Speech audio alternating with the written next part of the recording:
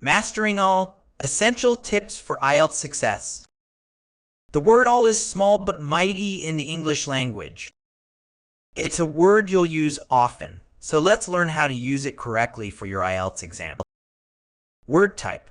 All can function as a determiner, predeterminer, pronoun, or adverb. This flexibility makes it a very useful word in English. Meaning, all means the entire quantity or extent of something. It refers to every member or part of a group or category, leaving nothing out. Word history. All comes from the Old English word el, which has roots in ancient Germanic languages. Its meaning has remained largely unchanged over time. Antonyms. Some words that mean the opposite of all are none, no one, and nothing.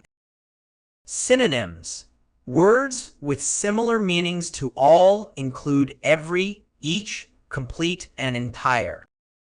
Examples used in sentences. Let's look at how to use all in different ways. As a determiner, all students must complete the assignment. As a pronoun, all of us are going to the party.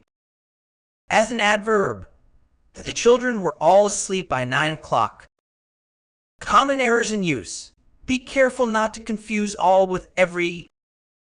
We say all the students passed the exam, not every the students passed the exam. Also, remember that all of can be followed by a pronoun, but all alone cannot. We say all of them are here, not all of them are here.